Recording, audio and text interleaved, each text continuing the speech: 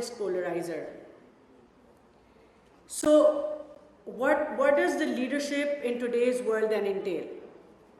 I would say, amongst the other traditional characteristics that we talk about, adoption, the power to adopt and adopt technology and adapt to the changes, is one critical facet of the leadership today. The second most critical facet of leadership is agility. How agile are we? And the third most critical aspect of leadership that we see today is collaboration. How well can we collaborate? How well can we work together, gel as teams? Because like I said, technology is cross-cutting. We can no longer work in silos. It's a transnational phenomenon. We need to have a global mindset. So as we navigate the unknown, the characteristics of leadership are also changing.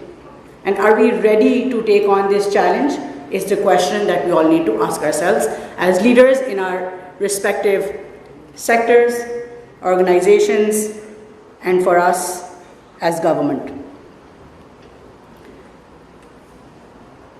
As far as Pakistan goes, I'm going to very briefly touch upon a few things. I'm not going to go into an exhaustive list of everything that's being done.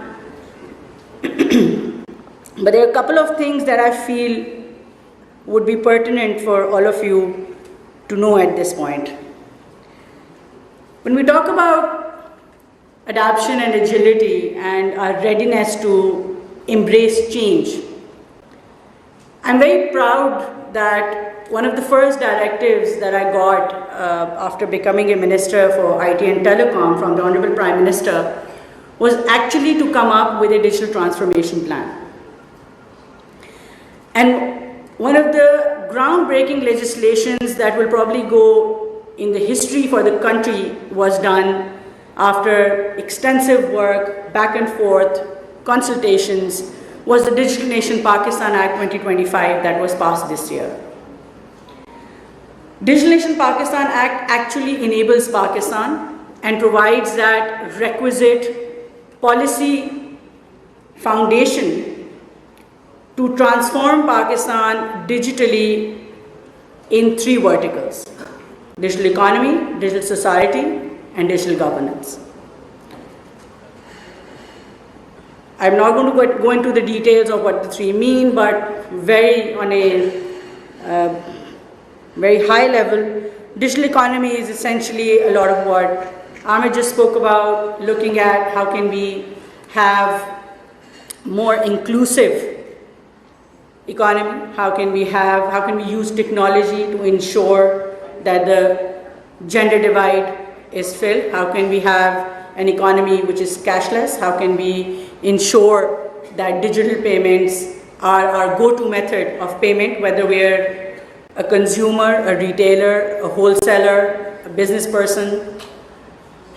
How do we, and what are those key enablers that are required to do so? So connectivity, obviously lies at the bottom of any digital or transformation that we talk about. B is having an enablement device, which is a smartphone, a laptop, a tablet.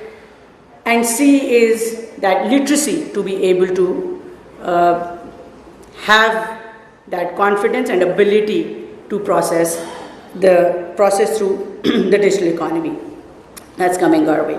When we talk about the digital society is, in a very nutshell, what we're looking at is our ability to provide and ensure, and I don't want to go into too much detail, but the crux of the Digital Nation Pakistan Act is essentially for all of you to have a digital identity. And whether you are an individual, a private individual, a business, or a persona. So if I'm a federal minister, I would have an identity of myself as Shiza, as a person, and my persona identity as the federal minister. And if I own a business, maybe a business identity, right? So how do we create those digital identities? Once those digital identities are created, the end goal is that every citizen should be